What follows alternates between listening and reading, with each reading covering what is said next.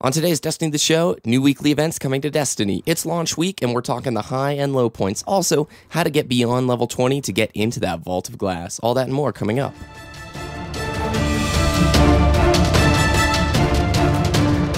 You're listening to Destiny the Show.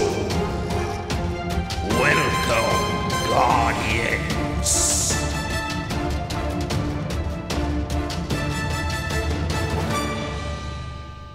Ditty, launch week. What is up, man? How are you doing? How was your launch week?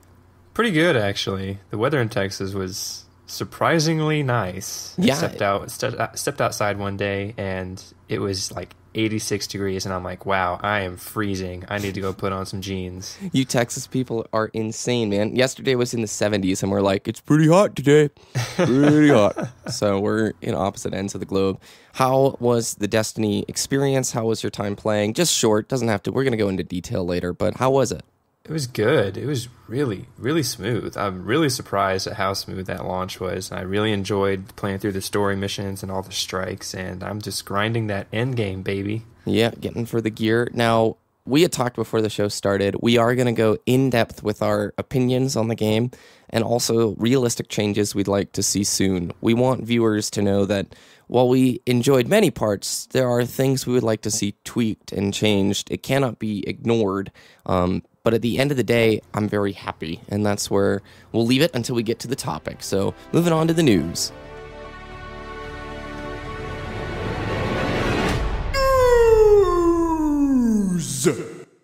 Right off the bat, Bungie has announced the new weekly events. They've published a little picture.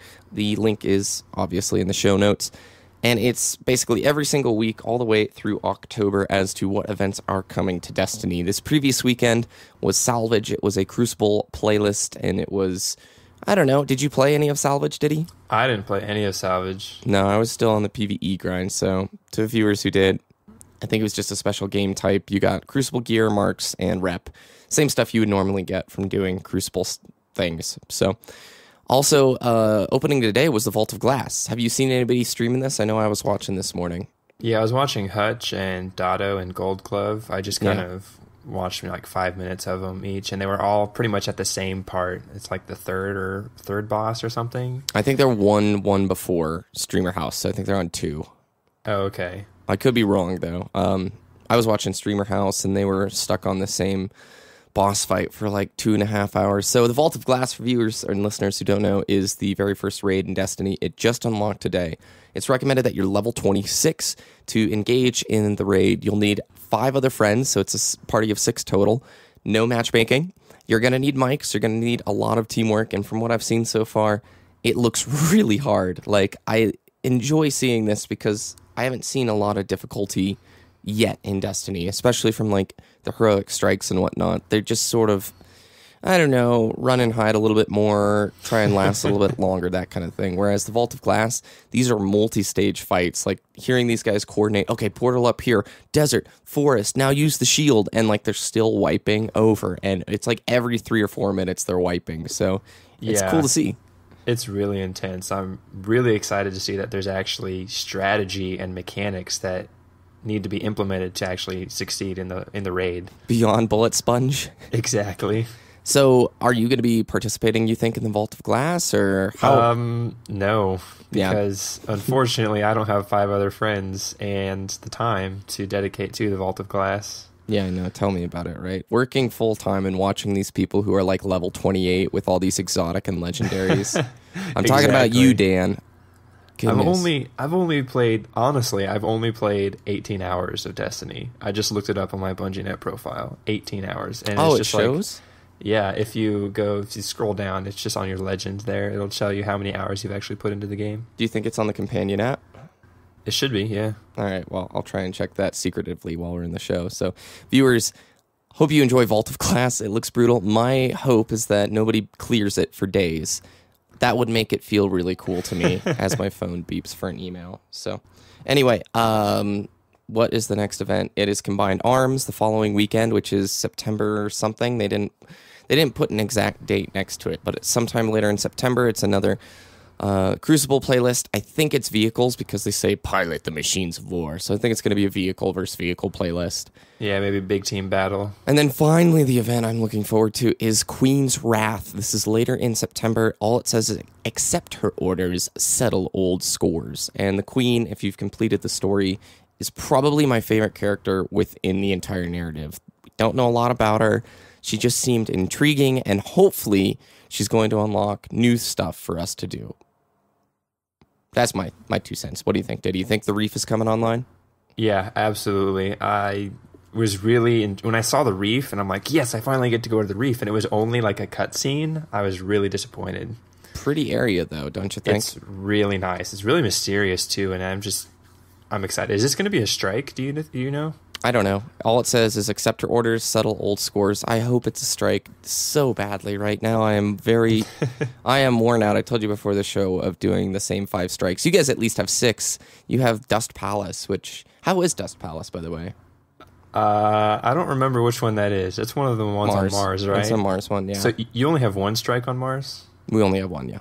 Okay, Mars. so yeah, the 2 strikes on Mars are pretty good. That's because I'm an Xbox user. PlayStation users have early access to that exclusive content, which includes 1 extra strike. So I do want to say, since I haven't posted any Destiny content to YouTube yet, I have all of the strikes recorded, and I'm going to do very brief walkthroughs, just giving general tips for the strikes. Even though most of you have probably already completed the strikes, maybe you can learn some tips about how to complete the heroic levels and a little faster bit quicker. and smarter, please. I have played with so many baby buffaloes, dude.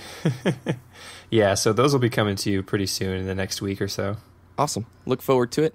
Second news story is Destiny is the most successful new video game franchise launch of all time, selling $500 million worth in one day. That's pretty insane if you look at that number. That's $500 million in one day. Yep, and that's new IP, so it's not like the sequel. Wasn't like Grand Theft Auto 5, wasn't that like the most successful? Probably. Video game I would of all imagine. Time? This is like the new title. Yeah, they obviously throw a new franchise, so these statistics I'm never like 100% sure. New franchise best in the southwest portion of the United States between ages 18 and 24 who wear 2 left shoes. They always add like little bits, but that's a lot of money in one day. I'm excited for Bungie. Congratulations. Go enjoy our money. So I already mentioned that the Vault of Glass raid is now open. You'll want to be level 26, and as of the time of recording this, nobody has cleared it yet. People have been playing since about 2 a.m. You can follow along with that on Twitch, I'm sure. The rest of the week, you're just going to have a lot of streamers.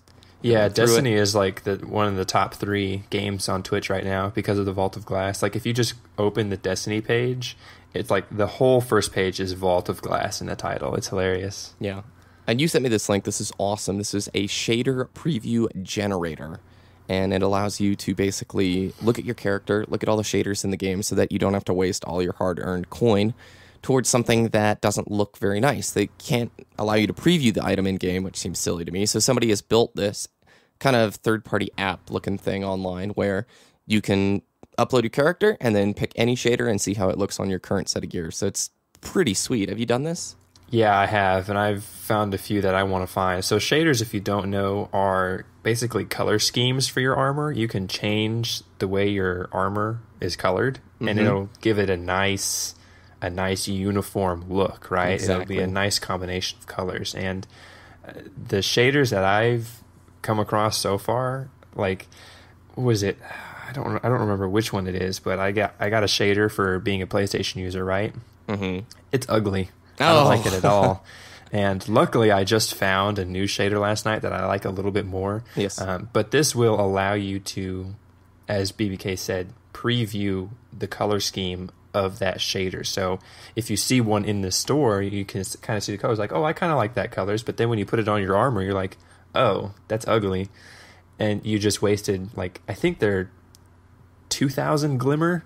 I'm pretty sure, like, they're over 2,000 glimmer in the tower for the vendor who sells them, and she only offers like 1 or 2, and it's kind of annoying that you can't preview this, but I'm really glad that this person made that. Shout out to him. It's so useful for anybody who wants to, find new armor colors. Yeah, I liked it. I have 2 purples right now, and I was so happy that that's what I got. You think you get one for dinging level 18 or 20 or something like that. It's either beat the story or whatnot, because I just got one there.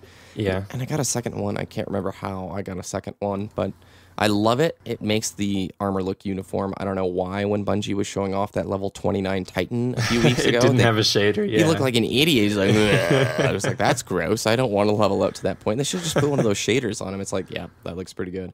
And then you had a link that I totally spaced putting in the notes regarding farming. Do you want to talk about that? Oh, yeah. Let me pull that up real quick. So there was a user on the Destiny subreddit who actually found one of the best way to farm engrams in the game. And it was recommended that you're over level 20, level 18, because it's easier to kill the enemies. But basically what you do is you fire up the first mission on the moon. It's where you first go to the Temple of Croto, and once you set it to level 9 difficulty, right? Yes. Because when you set it to level 9, the enemies are not too hard to kill, and there's the same number of enemies as like level 18 or level 20, whatever. And the loot table doesn't change based on the enemy level, by the way. Exactly. So the reason this farming is so good is when the hive just flood out of that door, you just kill them all, and then, well, not kill them all, you kill most of them and then let them kill you, and it'll reset to that point.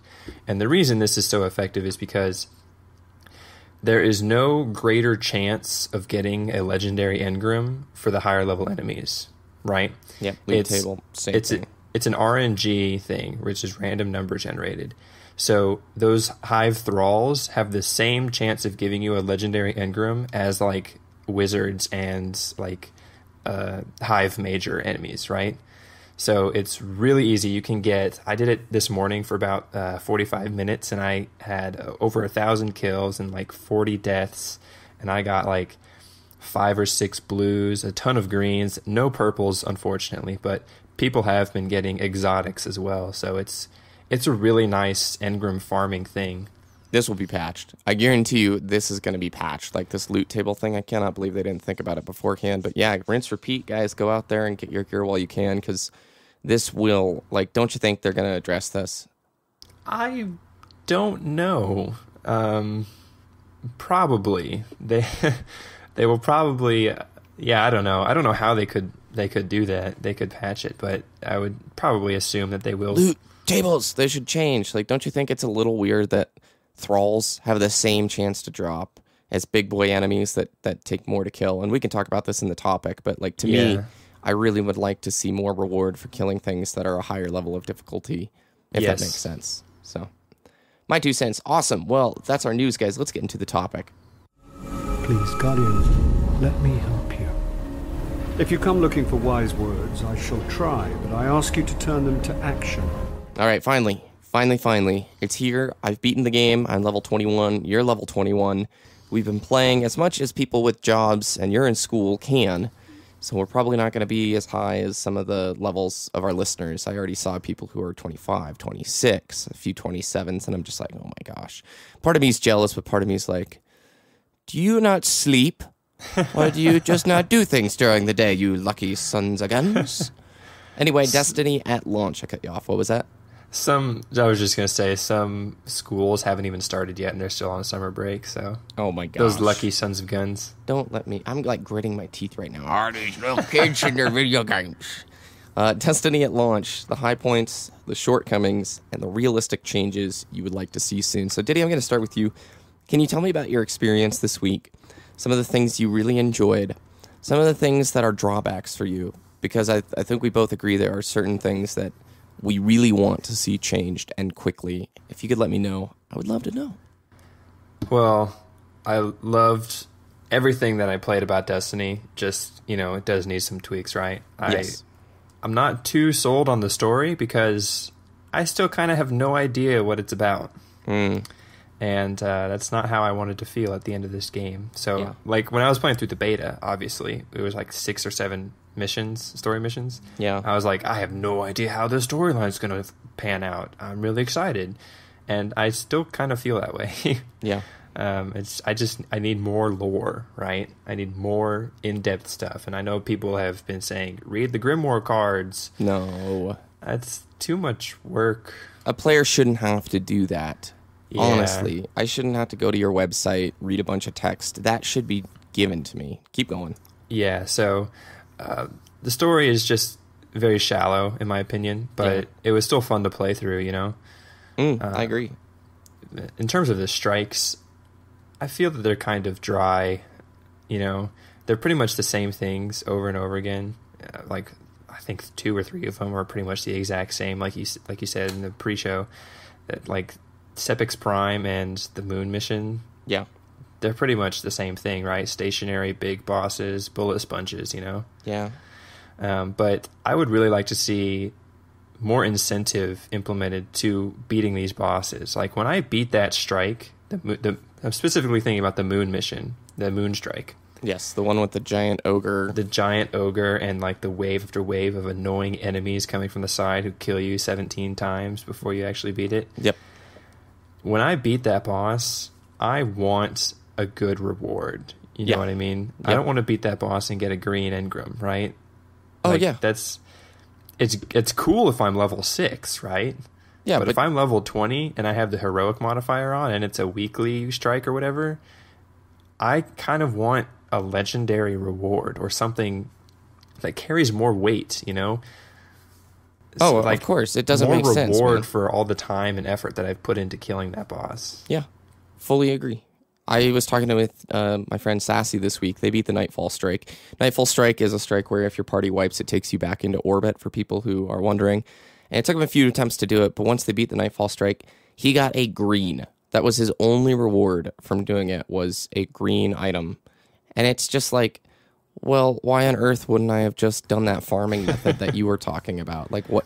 Why did I do this other than getting a couple little Vanguard marks? You know? Seriously, the farming method was the most successful, like, engram stash that I've ever completed, you know? And I've beaten the game pretty much. Exactly. What do you think in terms of boss fights? You know, you mentioned the Moon. In my opinion, I think the Moon Strike is the only strike that stands out and has a difficulty to it beyond Bullet Sponge, because you've got this really big enemy that does a lot of DPS, the ogre in the middle, but then you have the spawning wizards and the big spawning acolytes. Whole fight, you really have to work together with your 2 other teammates to A, have somebody who's going to hold aggro from the giant ogre, and then B, your other 2 guys have to clear out the additional spawns. Otherwise, that fight falls apart so fast. And it had reward to it, but the rest of the strikes, I just don't feel that way. I feel like it's more just survive long enough to put the damage into the big bullet sponge in the middle of the room. That really isn't much of a threat. It's just shoot the ads, shoot the boss, rinse, repeat for 20 minutes, and hope you have a good teammate. What can they do to make bosses more interesting? Like, looking at Vault of Glass, the bosses look freaking really fun and difficult and multi-stage. Do you think that in the future they can put that kind of stuff into strikes, that kind of mechanics? Okay, I remember, I was just thinking the bosses need to have more mechanics, right? They can't just stand there, take a bunch of bullets, and then do, like, the same thing, right? Yeah. They can't just be tanks, right? Yeah. They have to be mobile. They have to have special moves, whatever. And you just reminded me what the Mars strike that you haven't played yet. Yeah. Dust Palace. Dust Palace. It's with 3 scions. Yes. The Cabal, basically. Yes. They have different mechanics, right? Mm-hmm. They run around. They have different moves. They have this really strong weapon. They're these little tiny agile creatures. You say, oh, I can just kill that pretty easily, and no, it's basically like 3 ogres, and it's actually kind of cool, the mechanics behind the Dust Palace strike on Mars, and it kind of made me wish that more strikes were like that, because it was a little bit more challenging, because I wasn't expecting all those mechanics. Like, I wasn't expecting it to run around as much, you know? Yeah. So it was definitely quite more enjoyable. And do you think it's possible for them to bring that to future strikes? Because you had said, I don't want more strikes, I want more interesting strikes, if I understood correctly before the show. Yeah, pretty much. I just don't want more stationary bullet sponge bosses. I fully agree. I think everything feels like Devil's Lair with the exception of the moon boss. There is a Venus boss at the base, not the priest, but the spinning little turret monster that, again, sits in the middle of the room and it's a sponge. But he does enough DPS to where it is a fight that I kind of enjoy. It does require people to work together to a certain extent. But I don't know, 5 at launch for Xbox users, 6 at launch for PlayStation users, and that for most people is their main activity when they're playing through Destiny. At least for me this last week was, yes, I do patrols, yes, I try and grind my rep, but I'm disappointed in the fact that, I don't know, it just doesn't feel like I'm rewarded. Like you said, I would really like to see incentives for performance in PvE. I'm talking a DPS meter. In WoW, in raids, the DPS meter is everything. Like, if you are not high up in the DPS meter, you don't feel good about that raid. And raids are 25 people in WoW. So if you're doing well and you see yourself like rank 5 out of everybody who's doing just, oh, I'm doing a ton of DPS, I feel so good about myself, you see a direct influence of your gear improving. That's not present. Also, there's no ranks or leaderboards to compare your PvE performances to your teammates. Wouldn't it be sweet to see, yeah, when I was fighting Sepix Prime, I was like doing way more than my friends ever have, and let's see if they can catch up. And finally, like, just rewards based on performance. I have backpacked so many random people who don't know what they're doing in the strikes, and it just end up with like, well, I got a green pair of gloves I can't use. I got a blue cryptarch that turned in, or cryptogram that turned into, again, like a green hand cannon. I just am frustrated, and there's no way I'm going to keep doing that for another 2 weeks if that's what I have to do to get beyond level 21. So I am going to try your farming method, by the way. So it's effective. I'll be honest, it's really effective. But I would really like to see scaling rewards. You know, implement some type of thing in the strikes or in the story missions, like the campaign scoring. You said this earlier in the pre-show. Campaign scoring in Halo was awesome. You could see who did the best performance, and if there were like medals in strikes, like who killed the most enemies, who killed or who did the most damage to the boss, who survived the longest, whatever. If you had those kinds of medals and then you scale your rewards off of that performance, it would give me more incentive to actually do better in the strikes. Does that make sense? Of course. Like Peter Dinklage is like multi-kill or whatever. Or like multi-kill. Whoever recorded him should be slapped. He's an amazing actor, yet whoever the engineer was that day managed to get a really bad performance out of him, because some of the lines at the ends of missions like, well, can't we just go back to the planet with the stuff that's trying to kill us? Oh, no. Like, it's so, how did they get that out of him? You know what I'm saying? Yeah, it's just, I don't know. Some actors are just not good voice actors. It depends. I agree. And, like, the end cutscene of the story where they're doing, like, spoiler alert. It's not a spoiler. If you haven't beaten the story, you're not going to be, like, ruined by this. That Star Wars moment at the end of the story where you're like, I beat the big floating ball of black goo, and the whole city's here. Woo! There was never any threat. I'm like, yeah, I didn't why is this the final boss? Yeah, it was underwhelming. Let's say that. Yeah, my story experience, I'm playing through it on YouTube, and it finishes up on Wednesday. And I like the story missions, don't get me wrong. The pacing is terrible, in my opinion. The narrative is not communicated. There's no threat. Like, I never feel like we're fighting anything that's threatening the tower or threatening Earth. Like, when you finally actually do kill the last boss, it's like, okay. And we had to go to the Black Garden because the Black... What? It's never communicated well at all. It feels like every planet was a different design team. It's because the enemies are never attacking anyone but you. Yeah. Well, they do sometimes attack each other, but it's like... No, that doesn't count. No. They have to attack the human race, or like the Earth race. Yeah, speaker dies, and you're like, no! Benay! That would have significantly improved the narrative of the story. If, seriously. Like, there was a fallen captain who just stabbed the speaker. Like, what would that have done? It'd be sweet. It would have created, like, oh, you're a bad guy. I now need to kill... Because as it stands now, there's a big light ball, and the light ball has told us to kill bad guys. And that's the whole story. And you finish, and they play that end cutscene, and I'm like, well, I'm done. Thanks. I don't know about that $35 for the DLC if it's going to be that quality. Your missions are fun to an extent. It's weird that the last boss is so horrifically boring in contrast with some of the bosses on the moon, or even some of the like bosses on Venus. Like the Gate Lord is more fun of a boss than the final, the 3 statues are coming alive. Pew pew ka-choo. So enough of me ranting about the story. Things I loved, the gameplay is amazing. The gameplay itself is very addictive. The gunplay, the movement, all that stuff, that foundation is there. So I'm not worried at all in the long run for Destiny to become something that is a real beauty.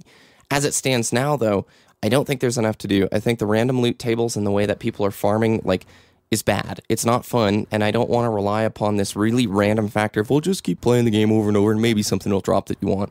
We need incentives for rewards, and we need specific rewards that we can work towards. And I'm not just talking Vanguard rep and Vanguard marks, because that's how you purchase items in the tower. They're expensive, and it gets dull playing the same 5 strikes to get those marks, or doing the reputation grind of the patrols. That's actually where I have the most fun, honestly, is doing patrols, which makes no sense to me, because they're like the least effort missions possible. They're total side quests. Go here, kill this. That's not an issue to me big time, because WoW is nothing but like kill and loot for 100 hours. But they managed to do it in a way that is more like presented better. You feel like your gear improves. You can see a drastic improvement in the gear, and there's a lot of rewards. If I complete all of the raids from that week, I know I have a chance from big loot tables of items I want dropping. Does that make sense? Yep. I don't get that from any of the strikes. I don't get that from the heroics and all that stuff. And I would love to see a volume adjust for the music, especially with a game like this. I get tired of hearing their music, although it's good. Get tired of it. And I would also like to see, again, a DPS meter thrown into the game. And I know, let's face it, this is Bungie. In their weekly update, they did say there was going to be no mail sack. So I'm pretty sure that they understand the feedback that's coming from the player base right now. I mean, I think you'd be silly to think that they're just sort of turning a blind eye to... I mean, you saw the Polygon review, didn't you? No, I didn't. They ended up giving the game a 6 out of 10, and they said, beautiful world, all this nice stuff, yet it's an empty world. I think that was you who sent me the empty world thing, too. Oh, yeah. It's like, I don't remember the exact phrasing, but it's like, it's a really pretty shell, but it's an empty shell. Exactly. And that's the way I really feel, and they can add stuff to it. At least the gameplay's there for me, and that's what's going to keep me interested in playing the game, but there needs to be big injections, big shots of new stuff coming. Because the way I like to think of it, it feels like an unfinished hotel. The lobby's done. There's a great water feature in there. They've got a breakfast buffet, but none of the rooms are available yet. So you can hang out in the lobby. You can go to the buffet. Hey, the buffet is really good, actually, and it's pretty tasty. But after 2 weeks, you're done with the buffet. You want to go up to your room, turn on the TV, get in the shower, and you can't just yet. And that's the way I sort of see it. They've got the bottom floor built. Now raise it up and continue to build this into a resort. You know what I'm saying? Yeah, I'm just really excited for the expansions, to be honest. Like, since I've beaten the stories and all the strikes, I want more of that, you know? And I think one of the expansion packs is going to give us a new story mission. Am I right in saying that? Yeah. So, I mean, it's just like, I want more direction. My hope, too, is that, like the moon, they can turn on more. I hope there is more on disc.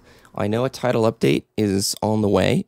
I hope they keep injecting things very regularly, because doing events that are just PvP playlists don't interest me, because I'm not playing much PvP in this game. My connection's too slow. That's not the route I really want to go. So let's just hope that, September comes around, the end of it, Queen's Wrath comes out, they turn on a brand new strike, new missions, and they start addressing the way loot and gear is obtained in the game. Think about Diablo 3. When Diablo 3 came out, the way that the gear was grinded for was horrible, and a lot of people were upset. They have since updated it to where Reaper of Souls has turned into an amazing game, and a lot of the concerns people have are dissipated, and I think that's going to happen with this game, but we need to give Bungie more time. They took on a huge undertaking. They had a very successful launch. I had 2 disconnects in the last week. That's amazing for launch week, in my opinion. And I didn't have any disconnects. I haven't had any connection issues whatsoever. That's a huge feat. Amazing audio design, gameplay that's awesome. Now build upon it. And that's where I want to leave my opinion. Anything you want to add there? Nope, I would just have to agree. I will say this about the multiplayer, since we haven't touched on it yet this podcast. Yeah. The multiplayer is really fun, but I will admit that it is horribly imbalanced. Yes. I have found myself countless times rounding a corner. I've put like half a clip of bullets into a Titan, and then he just supers me. And I'm like, wow, that's unfair. Because I deserved that kill. I put more time and effort into that kill, and you just wasted your super ability on one person. Yeah.